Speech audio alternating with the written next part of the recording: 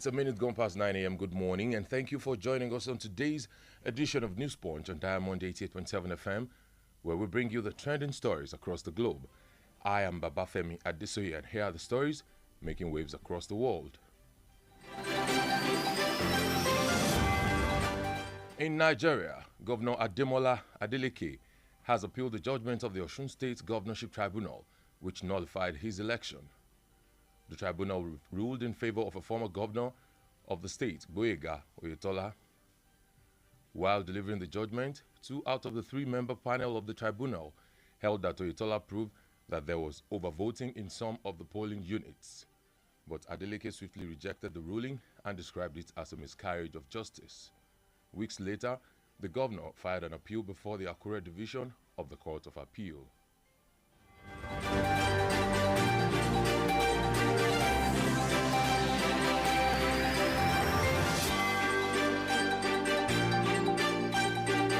Still in Nigeria, agencies alongside the Independent National Electoral Commission (INEC) have assured persons living with disability of safety during the forthcoming elections. This was made known during the inauguration of the Albino Foundation Africa Election App, which took place at an Intersecurity Agencies training workshop by the European Union.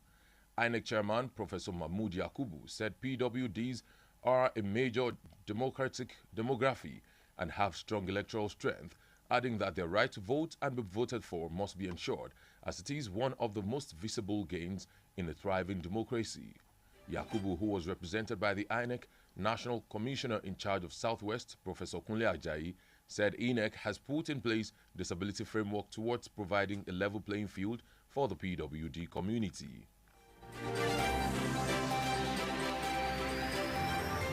And taking a look at happenings on the foreign scene, Turkey's Disaster and Emergency Management Presidency Agency has said the death toll from the earthquake has now risen above 20,000. State media in Syria said the death toll in government-held areas had risen to 1,347, up from 1,262. Earlier, the Wild Helmet Civil Defense Group said 1,930 people had been reported dead in rebel-held areas in the northwest of the country. It brings the overall total to 20,411. Experts have said that the casualty figures were expected to continue to rise in the coming days.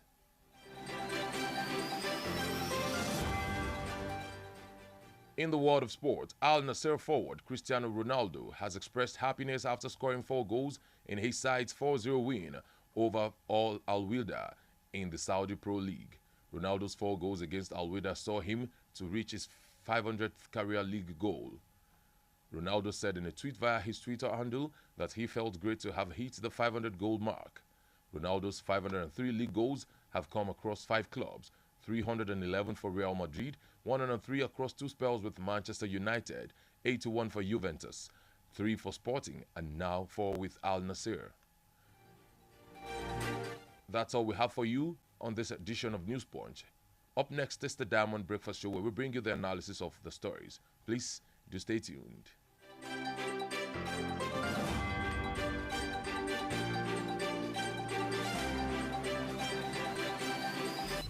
Diamond FM, your one-stop dial. The major talking points in Nigeria are always on the lips of the citizens. What's going on in this country? Look at smaller countries taking lead, and you call yourself giant of Africa. Yeah. Nigeria don't spoil my business too much. Nigeria is too hard for us. I mean, I want to kill us. Why not kill us for Nigeria? Oh, please, help us beg them. They should reduce their expenditure so that they can free enough money for social development. I wish for a Nigeria where we elect a leader based on competency and not popularity. On the Diamond Breakfast Show, we place the spotlight on the critical issues in the country. Government that says they are broke can prioritize construction of an additional runway over education of the people. How can a government, how can you hold in the mean? This is intolerable. It's provocative. Now, you see, when you look at our democratic journey, we are yet to practice genuine democratic system in Nigeria. Join us on Mondays to Friday on the DBS from 9 to 10 a.m. The Diamond Breakfast Show, amplifying the voice of the people.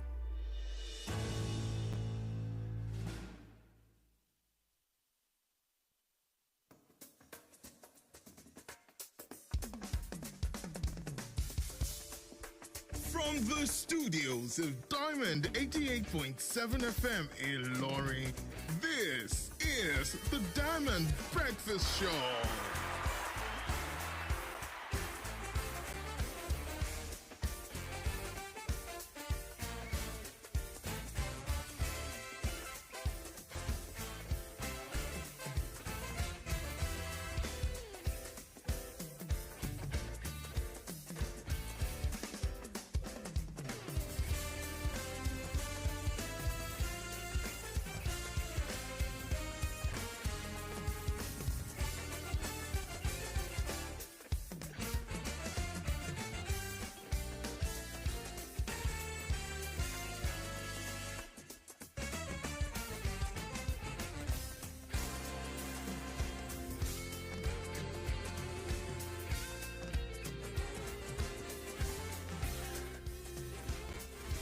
All right, you're welcome back now to the Diamond Breakfast Show on Diamond 88.7 FM, Ilorin. And today, yes, we'll be having, just like we do every morning, we'll be having a very good analysis about a few stories that we have gathered together for you. Yes, we have a lot of conversations, and then, of course, we get into the analysis right now of the major stories from the week. And to do this with me this morning is... That's Mr. Hafiz. Mr. Hafiz Tosin Suleiman. Okay, yes, he's a veteran journalist and a public affairs analyst. You're welcome to the program. Thank you very much. A public affairs analyst, yes. Okay, yes. Not a journalist. Oh, okay. I'm so sorry about that. Well, Mr. Hafiz Suleiman, you're welcome to the Diamond Breakfast Show. Thank you very much. Okay. Let's get into the first story for today. The National Universities Commission, NUC, has ordered the closure of universities across the country to allow students to participate in the February 25 and March 11 general elections. What do you make of this directive? Well, thank you very much, and good morning to our listeners once again. Looking at the pronouncement and from reactions from other stakeholders, when I mean stakeholder in this angle, I'm talking about the parent, the student, the lecturer, and the body, that is ASU, and even the university management. Okay. And there have been a kind of mixed reaction. As well as some are lauding the pronouncement, some are a bit not in total agreement with the wisdom behind the announcement. Let me come at it from the parent and the student angle. Because of probably the fact that the willingness of some people to participate and how they seize or the hunger or the eagerness of everybody participating in the forthcoming election. Some see it as a good opportunity, to go back to where they have their previously registered. However, there are still some students who registered where the university is located. So, which means while the university is closed down, these students would rather stay around. But also, some students will eventually end up being disenfranchised because they have nothing doing, and even their parents may call on them to return back home, and they have registered where the school is. So, which means those set of students, in our attempt to make sure that some who registered far away from schools actually participate in election, we may have end up in disenfranchising some, because they have to leave where they are and participate in election where their parents are. That is, you can see that even from the parent and the student angle is kind of missed. Some parents and students still have opinion that the university have suffered enough from, let's start from the COVID-19 era, the ASU strike, and the fuel scarcity, the scarcity of dollar, and naira rather. And you will notice that the university right now, they are kind of struggling to return the calendar to have a stable academic, the calendar where things can return to normal, or at least something resemblant of the normalcy that we used to have. This 3 weeks break is automatically a setback, because there will have to be some kinds of arrangement, adjustment, you understand, to make sure that the aims of university running a seamless academic section is achieved. That is from the implication and how some parents are thinking. Now, from the ASU and the lecturers, the fact is, some people are still questioning the authority of the NUC to shut down the university for 3 weeks. Because if you look at the university law, you will notice that the people that have the power, that reserve the power, you understand, that have within them the authority to either open or close the university is the university senate. Now, this directive is coming from the NUC. So some people see university as NUC as more like a regulatory body to ensure the standard, to ensure that the academic programs meet the standard or the requirement of the day. So some are still questioning the fact that the NUC actually does not have the power without involving the Senate of University in closing down our universities. However, the pronouncement has been made.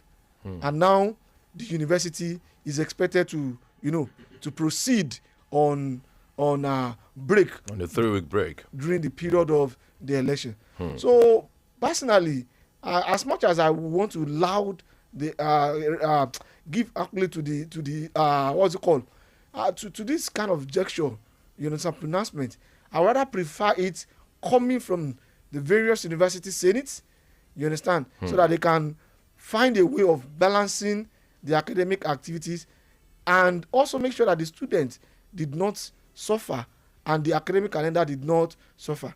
We have universities that are way behind the calendar and the speculation. So this, of course, will definitely affect. But a lot of them have had to cancel sessions. Thank you. And if you notice, although we in Nigeria sometimes it's funny because we only quote these developing countries when it suits us.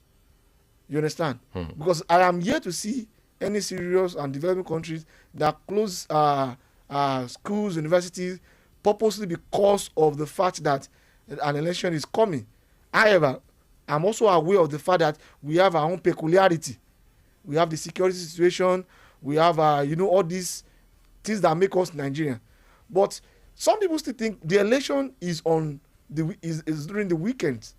Mostly we have it on Saturday. And in some cases, in case of rerun, or probably election has to be shifted because of one reason or the other, we have it at the following day. We once have the election on Sunday. I don't know whether you understand what I'm saying. So the fact is, whether we as Nigerians, we need to close our university or not, is still something that is open to debate. However, we just have to wait the benefit and the consequence. And right now, nobody can claim to have the figure of the number of students that actually registered, and whether those students where they registered in the state where their university is or where they are residing. So I'm just thinking and I'm hoping that we have not, in our attempt to enfranchise some set of students, we have not end up disenfranchising others. The others. All right. Thank you very much.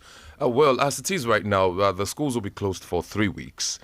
Some students, as you have rightly assumed, some students would have registered around their university campuses, and while others, maybe we are not actually certain of the percentage, while others would have registered maybe around their homes.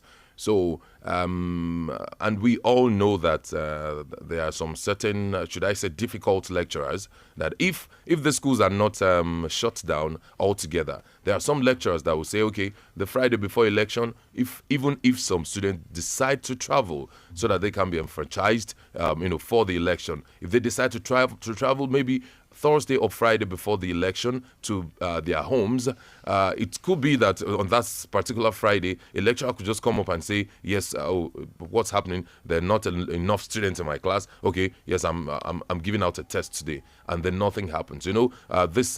These students will be the ones to bear the brunt at the end of the day. So don't you think that the way that the government has decided that, okay, let us just lock up all the schools for 3 weeks, and then after the 3 weeks, everybody comes back, so that there will not be any issue of saying I had to lose a few marks from our assessment just because of the election. I wasn't around. I had to go home. It is my civic right that I had to perform, and then I had the opportunity to go home.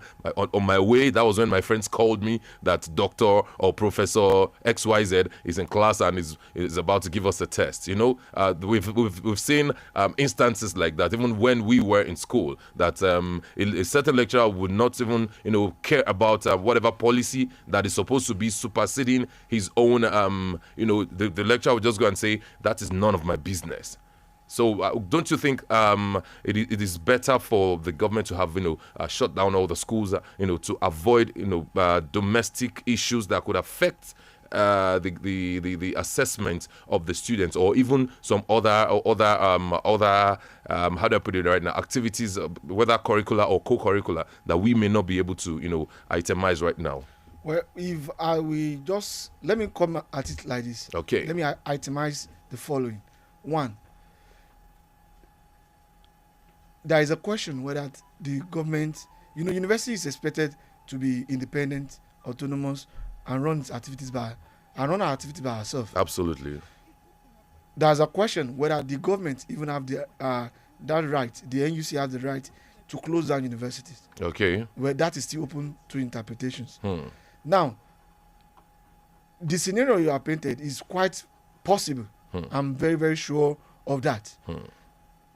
If at all the university or the NUC is not coming out to tell us that the university are closed down for a while, that is possible. But one other thing that we should also realize, that closing down or shutting down a university for 3 days will also have significant effect on the academic activities in our campuses. Okay. We should also put that into account. But one thing I'm sure we will have successfully be able to do is that we will have successfully allowed some set of students to be able to vote, because they had not have the opportunity, not have all clear to go back to where they have registered and vote. So those that have registered around their campuses. That's what I'm saying. Equally, will have end up also. Will they have stayed back instead of we have having instances to go? where some want to stay. Okay. But we also have to note that some parents will not want their children to stay, because some. Okay, so can we call that parental influence now? Should we call it unjustified or unnecessary parental influence? We can't say it's not justified or unnecessary. Okay. Because a parent may just be concerned about the safety of the child. That when there are no when the university is open, the burden to make sure that those students are secured lies on the university management. Yes, management. Now, once they said the school is shut down, the school is closed for 3 weeks. Okay, which means if you are staying, I don't even know the status of those who are staying in school hostel. Probably they will have to force them to leave. Okay. So that means if that is the case and they have to close all the school hostels, that means the child have to automatically return home. Okay, so should we make it a precedent right now that henceforth, when students are trying to register, they should register around their homes and not around their campuses?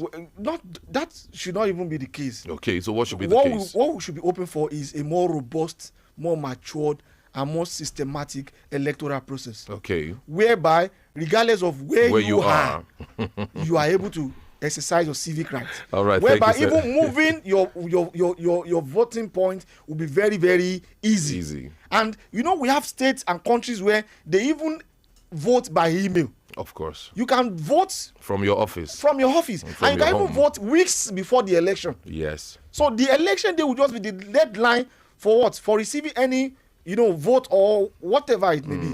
So why an election is supposed to happen in February, I may have email my vote from January ending or weeks to election, And those who want to go there and exercise their right physically will also do so. But this still lies on how matured, how secured, and how systematic our electoral process is. Okay, thank you very much, Dr. Hafiz Suleiman. Well, let's quickly go pay some bills, and then we will come back. Yes, we'll continue with the Diamond Breakfast Show. Please stay tuned to Diamond 88.7 FM, Ilorin.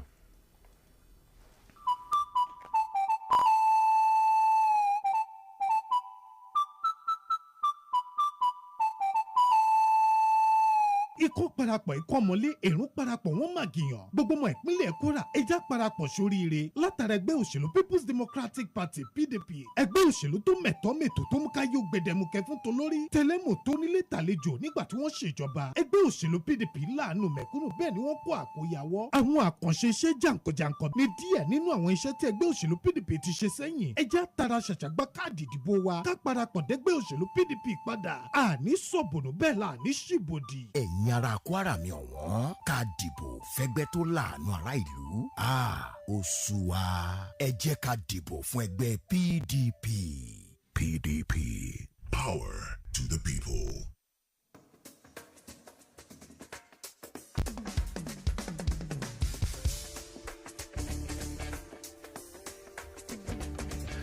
All right, you're welcome back. It is still the Diamond Breakfast Show on Diamond 88.7 FM in Ilorin, and we've been talking about the Nigerian University Commission's order for the closure of universities across the country to allow students participate in the February 25 and March 11 general elections. Okay, Dr. Hafiz, before the end of the collection of PVCs, several groups demanded that students should be given a break to go pick their PVCs, but it was not granted.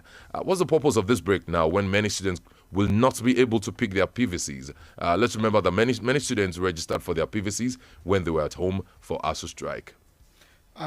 Thank you very much. Thinking of it, looking at it from that angle, you also want to wonder why now. What is the purpose of closing our universities where when we know that our students will not be able to eventually cast their vote?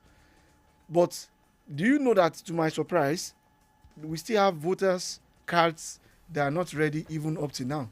And we are speaking of ending the collection process.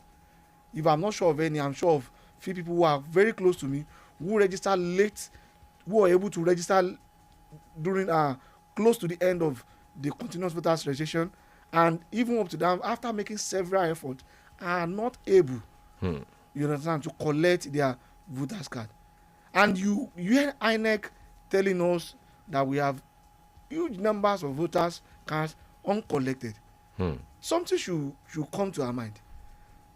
If truly we want these people to participate in the election, why don't we look for a more decentralized, personalized, and effective way of distributing our voters cards? These voters cards have addresses. I'm sure they do. We can bring them back, because I monitor some voters cards collection where some places in Ilorin you see the staff seated and they are not even seeing people, you understand. No people are not approaching them, but there are few wards that people will have to go and queue down. They will queue, you understand, for several hours, and they will end up not able to collect their PVCs. I have few very, very close to me. So why don't we, instead of stopping at ward level, why don't you go further? You understand? The priority of INEC is to make sure that we have more participation in election. That is the beauty of democracy. It's not supposed to be by stress. It should be as easy as what possible.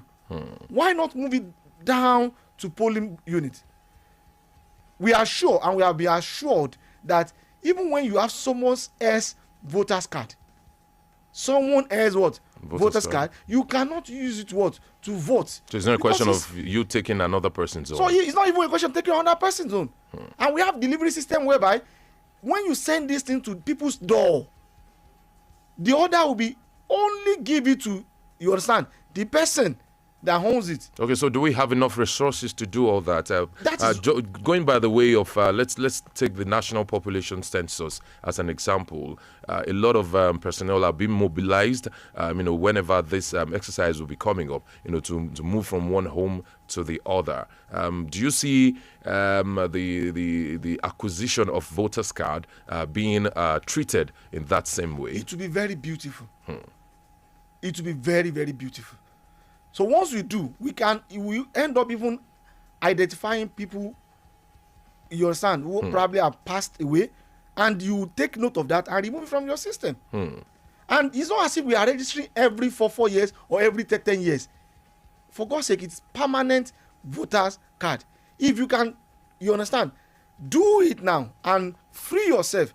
You will know that the only time you'll be trying to, you understand, to distribute cards again will be in the case of one. Probably someone is changing his polling unit, relocating, or somebody just come of age, or changing names. So which will be very minimal. If they start giving us account of these cards in their custody, you will notice that there are even cards that people have registered not just now but way back.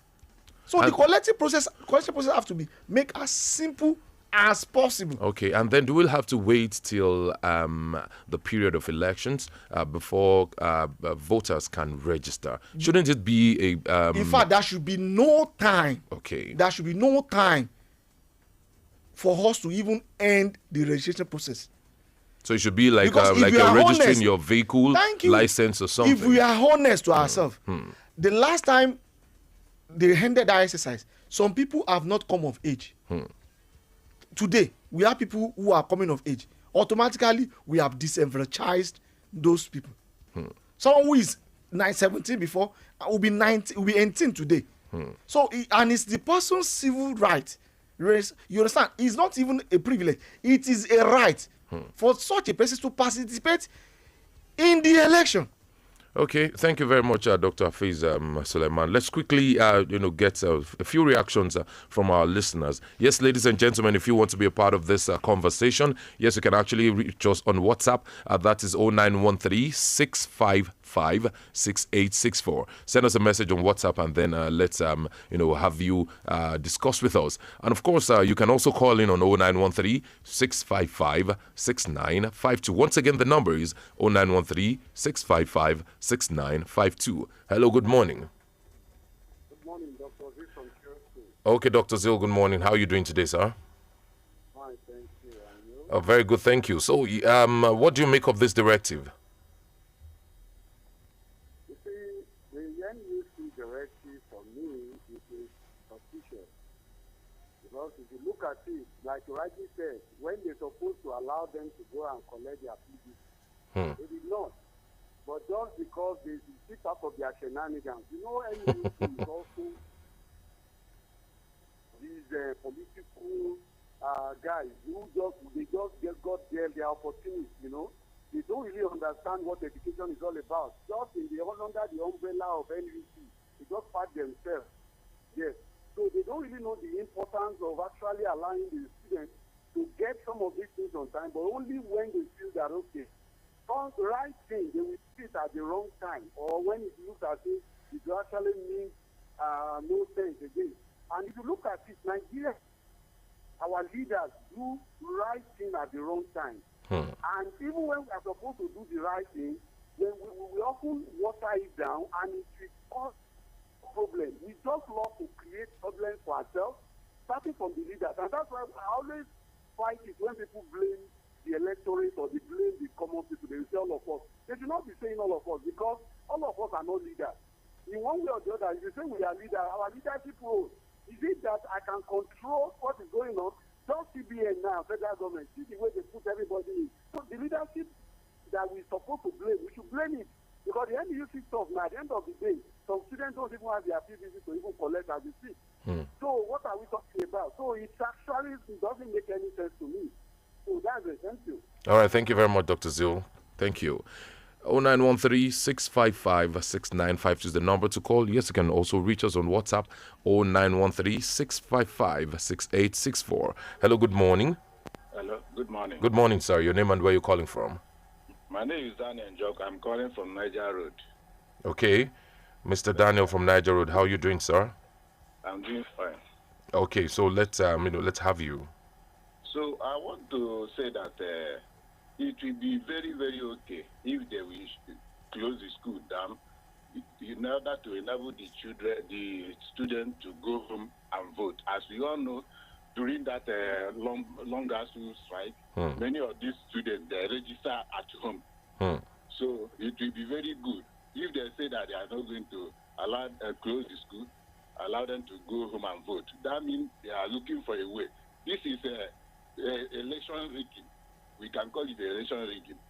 and another one I want to talk about is about this PVC.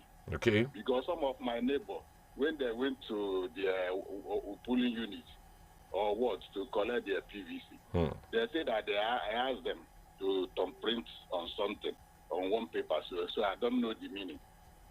So when they come back and say it, I say, I have never heard this one before.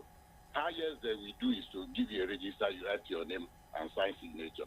So what is the meaning of thumbprinting again? I don't know. Here in Kwara. Some people were asked to thumbprint on a paper. Yes, when they go to collect their PVC. And they did too? They did. They don't have option. They say that if you are not thumbprinting, you are not collecting the PV. And when they bring out the paper, I ask them, does it look like ballot? They say no, it's just a sheet of paper. But they ask them to thumbprint there. So I don't know the meaning. Well, I think it must just be a way to ascertain that they are the rightful owner of the card. And that does not necessarily translate to voting yet. No. This is not a ballot paper. And I don't think thumbprints can be cloned in any way or be photocopied or of whatever. Of course, the INEC officials have thumbprint already. Okay. All right, thank you very much, Mr. Daniel. Well, let's quickly go for another commercial break, and then when we come back, we'll move over to other stories. It is still the Diamond Breakfast Show on Diamond 88.7 FM. Stay tuned.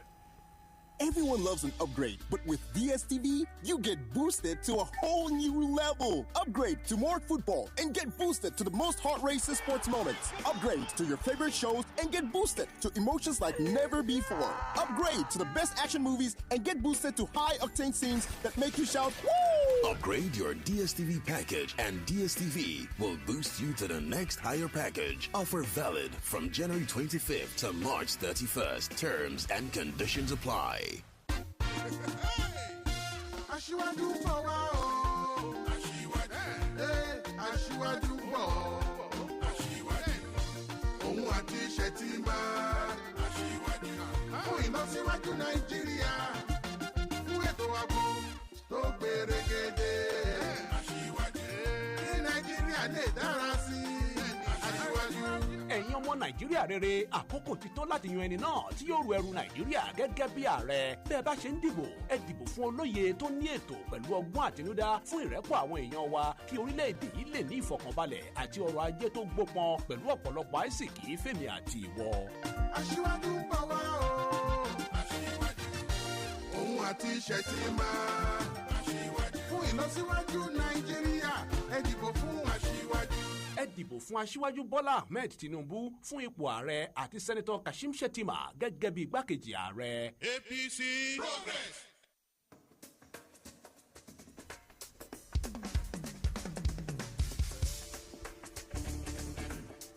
All right, you're welcome back. It is still the Diamond Breakfast Show on Diamond 88.7 FM Ilorin.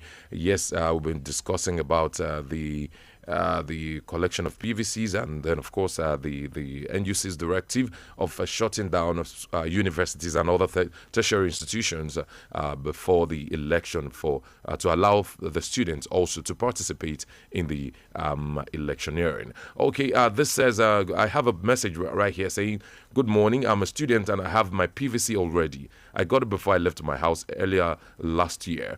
Because I'm in Unilorin, the academic calendar allowed me get my PVC last year. My friends I registered with are in Jos, Abuja, and some other parts of the country, and have gone back to school before the cards were available. We want to vote. They should be allowed to come home and get their cards and vote.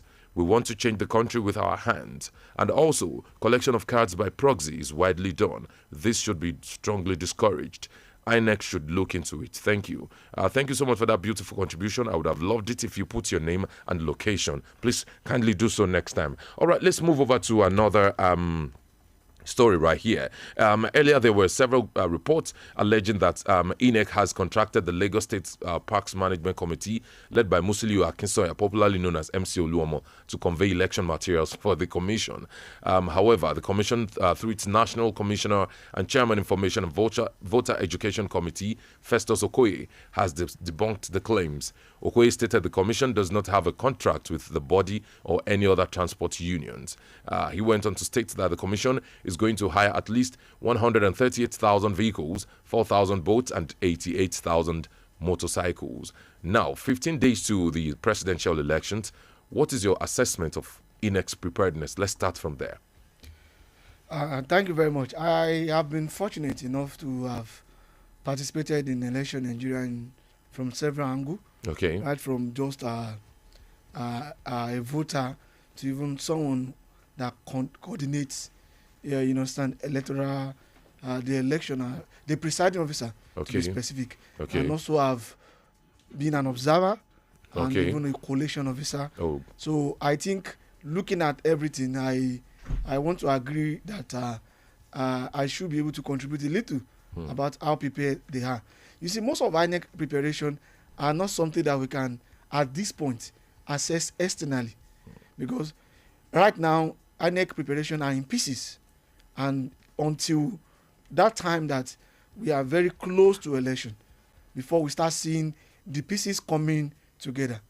Right now, both the sensitive and materials are not sensitive. You understand? Okay, saying they are in pieces, do you mean that they've been scattered, or I don't understand? It's not just scattered. Okay. They are in different phases. Okay, there is preparation for the... Okay, what you're trying to say is that they've not come together yet. That's what I'm saying. Okay, you cannot just assess it from outside. There will be provision for transportation, of course, like it has been rightly said. The ballot paper by now will have been produced and secured. Other valuable materials produced and secured. Before next week now, we will start seeing those materials that are not that sensitive moving from different angles to state, from state to collation center, you understand, to local government collation center, and to local government, not even collation center right now, until few days to election, probably a day, 2 or 2 days, you see those materials moving from various local government to collation center. And it's from that collection center that a day, few hours to election, you see vehicle conveying those material to different polling units. So, if not until that moment, you understand, before you start seeing the preparation manifesting, and all of us from outside will be able to see and assess it. However, I think it is the responsibility of INEC to assure us how prepared, how ready they are. And if you look at the release that we have been having so far, is an indication that if you are judging by, because right now what we can do is to judge by what they are telling us, and by what they are telling us, we know that INEC preparation is in top gear. And now, earlier there was an insinuation of contracting, you understand, the movement of material to transport union. Even if you have just an observer, you will notice that INEC cannot convey all this material in their personal vehicles or in INEC vehicles. How many vehicles do INEC have? You understand? They only need those vehicles just to move those material, to pull in it and move them back just for that day of election. So automatically somebody will be hired to drive, and that somebody is a Nigerian. And that somebody, of course, have a sentiment, have a candidate is voting for, or campaigning for, or supporting. You understand? And because you have driving electoral material doesn't mean that you'll not be allowed to vote. You drive, you go back to your house. You understand? We even see some commercial vehicles on the day of election branded with INEC sticker to tell you that during that election, those commercial vehicles have been hired. You understand? In making sure the election goes smoothly. The most important thing is to make sure that, because, and the good thing again also is that both parties will have agents to assess the material at different polling units as at when the materials have been delivered. So I am positive that the issue of contracting it to a particular person, a particular organization, we know motor association bodies to also be partisan. And of course, it is their right to do so. They are not prevented to do so. The person mentioned is just a known name and a close ally of a particular candidate. In some other states, a close ally to another particular candidate service will be required. So I always, when it comes to election, I always want people, let us focus on what matters. And what is it that matters? Make campaigns, you understand, on issue-based campaign. Give us your manifesto, give us the timeline of what you are going to do, how you are going to do it, and what we are expecting from you. But we should be careful of making some insinuation that may affect the entire electoral process. All right, thank you very much. A very, should I say, sleek question just ran through my mind right now. It is very much available everywhere that INEC is spending up to 355 billion naira on these elections. So the question is, talking about hiring about 138,000 vehicles, 4,000 boats, and 88,000 motorcycles. If a certain percentage of this particular total amount has been well invested on, let's say, digital technology, for instance, do you think we need to spend this much, on all these resources, and then even, talking about the logistics and everything, conveying materials from one place to the other, when a larger chunk of the electorate can actually read and write and can use their phones or their systems to vote, maybe from their homes or wherever they are? What do you think about that? Thank you very much. You see, going full electronics in our voting at this particular junction is very risky. Very, very risky. Okay, tell me why. Thank you. Even the most advanced country in democracy have allegation of rigging during an election or so. That even years after the election, there are many manifestations that shows that the election was actually fingered in or tampered with.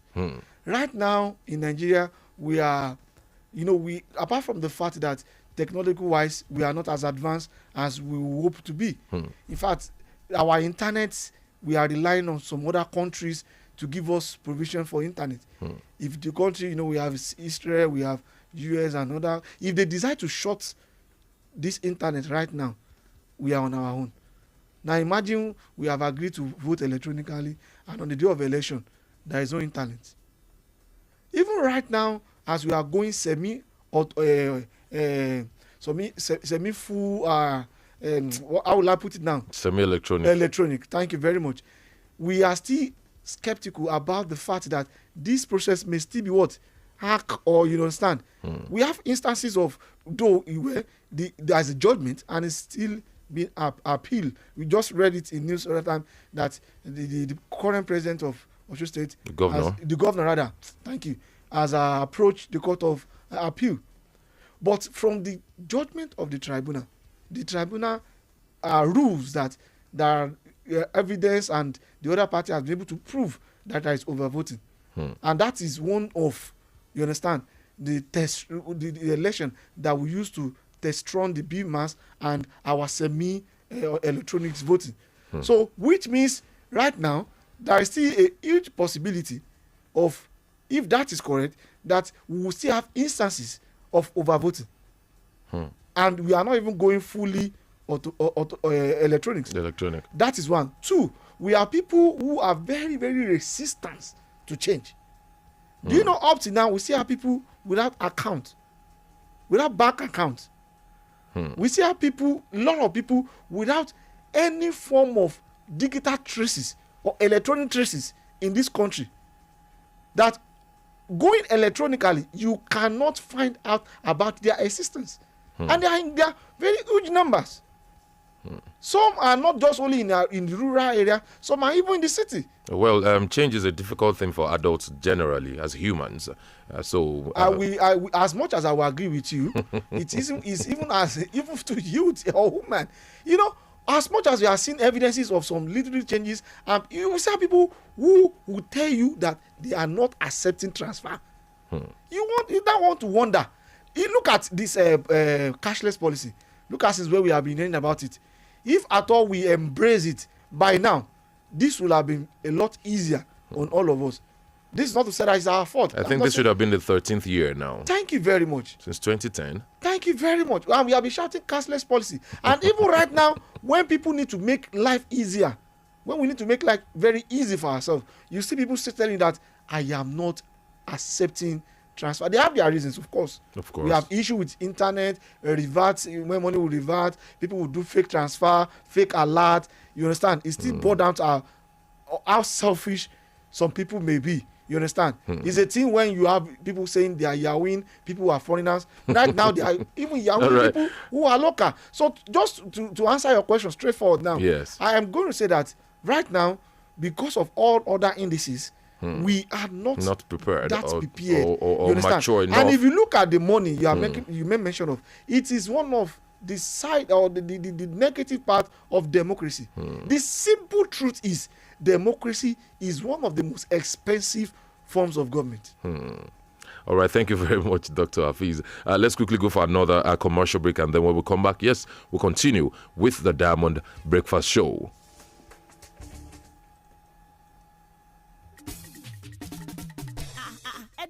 mi ṣebí tẹ́ ẹgbẹ́ mi gbàǹjo òní tá à ń já kòtò tá à ń já gegele náà kọ́ yìí kò rí bẹ́ẹ̀ mọ́. Kwara ti yàtọ̀ ní. láyé ìṣèjọba gómìnà Abdulrahman Abdulrazak àkàìmọye iṣẹ́ ojú ọ̀nà ni wọ́n ti gùn lé. kó lè bá àmúlí lọ bíbọ̀ ọkọ̀ àtàwọn èrò tó ń kọjá lójú pópó lọ nírọ̀rùn. iṣẹ́ lọ lọ́wọ́ lórí General Túndé Ìdíàgbọ̀n flyover ní táǹkẹ̀. títí oníbejì láti Yebumot roundabout lọ dádẹ́ta tó fi dọ́lọ́jẹ̀. táǹkẹ̀ òkè odò ring road ń kọ́. tó fi máa túnṣe Odiyidi road àti Abdulaziz Ata road nílọrin. tiléṣà bàrùbá wọ gbànàrà níjọba ìbílẹ̀ Bàrùtín kìlómítà 23 ni. tó fi máa o sí òbò Ayégúnlẹ̀ road lẹ́kìtì. tilérè district nífẹ̀ẹ́ lódùn. Coca-Cola Palace road níjẹ̀bà. àwọn ọ̀nà oníworo síworo interlocking lọ Bàbẹ̀sùà. ọ̀nà tó gbóndóròkọ Amáyọ̀ bypass. Olómù road Lómù Àrán Kamal district nílọrin west. Emir Palace road ní Yashikira àti bẹ́ẹ̀ bẹ́ẹ̀ lọ mélòó la fẹ́ kà.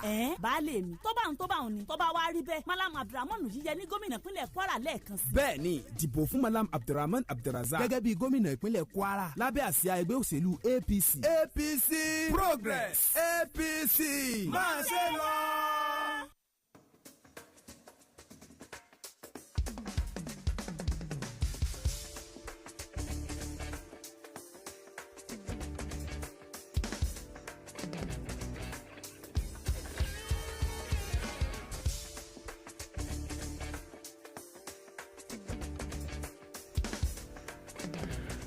Yes, so welcome back. It is still the Diamond Breakfast Show on Diamond 88.7 FM in Lorient. And then we've been having several discussions about, different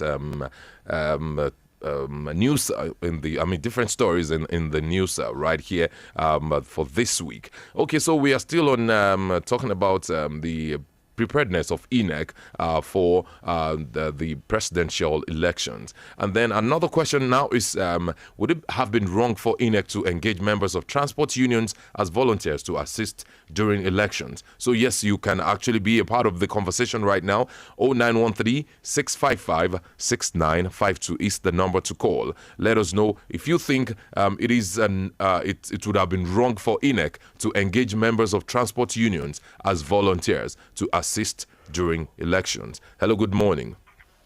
Good morning. Hello, good morning. Your name and where you're calling from? Oh, we lost that call. So sorry. Please kindly do well to call back. Yes, the number is 0913-655-6952. Hello, good morning. Hello, good morning. Good morning, sir. Your name and where you're calling from? Ibrahim from Gakambi. Okay, Ibrahim from Gakambi. Thank you for joining us. Let's have you. Yes, thank you. My contribution is on the issue of INEC. Okay, please go ahead.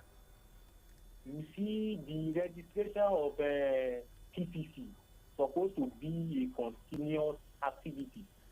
It does not. It's supposed not to be. There's supposed not to be a deadline for it. Because many people have been disenfranchised. You get it. So some people will clock the age of 18 years now, but they have been disenfranchised. So I will just urge our leaders to try to improve technologically. Thank you. All right, thank you very much, Ibrahim. God bless you. Thank you. 0913-655-6956 is the number to call. Let's know if you think INEC would have done better, or it would have been wrong for INEC to engage members of transport unions as volunteers to assist during elections. Hello, good morning.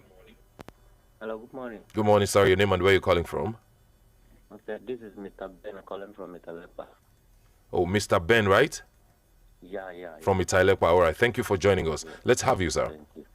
Okay, on the issue of INEC and overvoting, okay, I think there's the area they need to, because coming to the last previous election, previous general election, to the presiding officer, sometimes after counting the ballot papers, they now use it and write result. At least they should have checked, because that election we use a card reader, because they're supposed to check the accredited voters, and not all accredited voters stay back and vote. So using ballot papers alone to write a result is not enough, because it's supposed to cross check, because some people out of their sharp practices would have get ballot papers and to put inside the ballot box unknowingly. So when they come up with this result from ballot papers, it may result to overvoting. So they have to, as they are using BVAT now, they have to cross-check with their accredited voters and those that stay back and vote before coming up with the result. Thank you and God bless you. All right, thank you very much, Mr. Daniel from Italepa. Thank you. Let's quickly see if you can just in a jiffy get me this particular answer. The controversy over today's February 10, because today is 10th of February, deadline for the swapping of old Naira notes for the new has continued to take different turns after the Supreme Court of Nigeria restrained the federal government from implementing the February 10 deadline. The Attorney General of the Federation, Abubakar Malami, asked the Apex Court to dismiss the suit filed by 3 state governments challenging the redesign policy of the Central Bank of Nigeria, CBN. Now, some governors are in support of the policy, many others are against it. What is your position on the deadline? Just in 30 seconds, because we're about to round up. Thank you. So let me just cut everything short. Well, I would say that right now, the Supreme Court has, given an expeditious judgment. So it is expected that every party involved will allow the judgment, the position to hold pending the ending of the suit. That is one. So this policy, like many other policies, is a very beautiful policy. But unfortunately, we have elements that make it as frustrating, as difficult for anybody. Nobody is enjoying the policy. Even some of us who believe it's a good policy, we are suffering from it. Now, if you have always listened to the position of CBN, it was not as if this money would not be accepted. It will not just be accepted, you understand, for transaction. They make pronouncements. So are you saying why the rush? Honestly, the problem, what leads to this problem is just that we are rushing. Okay. You look at our ATM, our ATM. Honestly, this is what I want to say may not go down well with some people, but honestly, I think at this moment, the POS operative contributed to a hardship. I'm telling you. Because some of them have, the bank said, CBN said, only withdraw 20,000 from a bank. These people have like 5 OPay accounts, sorry for mentioning them, other digital bank accounts, they have other banks accounts, so they have transferred the money to all these accounts.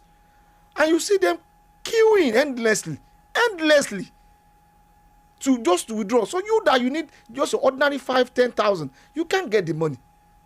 And those who now ended up having this money, went up, you have money, instead of you to spend it, you collect it, and even if you ask us to spend the old note, the problem right now, the mess we are in right now, that the old note is not even available. It's not available. So the old note is going in, the new that is coming out, some people refuse to spend it. Okay. So the problem caused by this money not being in circulation, if it's not the issue of today being, right now, as much as I am aware, there are people who has the old note too. I am also telling you that there are a lot of people who doesn't even have both the old and the new. The new notes, okay. Talking about having known as citizens already that, okay, the policy is a very good one, but has not been well played out, judging from a lot of school of thought right now, and that maybe the timing and the timeline is unacceptable. Let's just put it that way, in quotes, anyway. What about, okay, talking about some of the people that have been alleged to have sabotaged the efforts of the government, the POS operators. Is it possible that instead of us to always try to make use of the opportunity of a situation in a very negative way, can we do it in such a way that it become a win-win situation? Let me give you an example. For instance, a POS operator gets into a particular community or market now, saying from this stall to that stall, everybody that comes to buy something from you will come and pay in my machine. Will that not make everything easier? And then, okay, even talking about the transport unions too, why can't they have a POS per garage or per motor park that, okay, for the people that are traveling, maybe moving from Ilorin to Abuja, instead of having to bring cash to pay, and then they just bring their card and swipe their cards in their own POS machine that they have right there. Is it not possible? It's even a lot easier than even the scenario you have painted. Okay. Let me give you what stop every shop of having a POS machine. Oh, that's not beautiful. Just even every shop have yours. Then there is another issue with what's it called? Network. That just have to be solved. That is one. Okay. Secondly, we now have instances, we are seeing it in Lagos. You understand? This mega city where we now have instances of boss, you don't even have to put your pin. You just have to approach, digital economy creates even employment. Yes. Going cashless creates employment. We are not just working like this that way.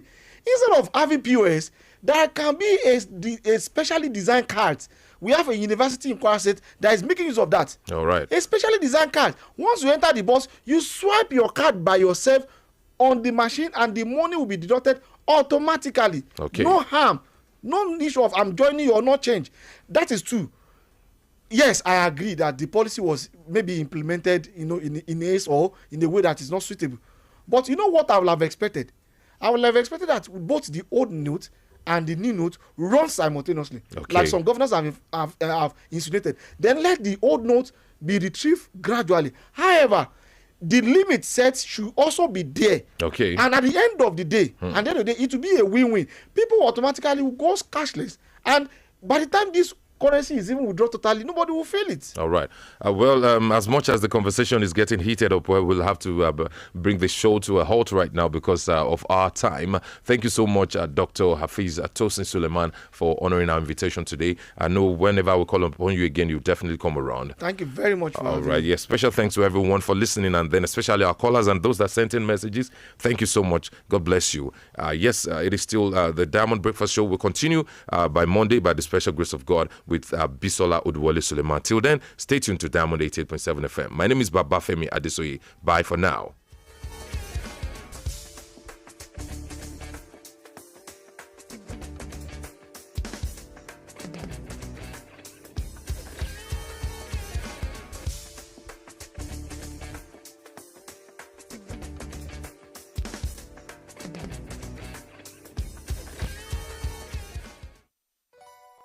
For up-to-date news reported across the globe, be rest assured you're on the right radio dial. Diamond 88.7 FM, Ilorin, your shining.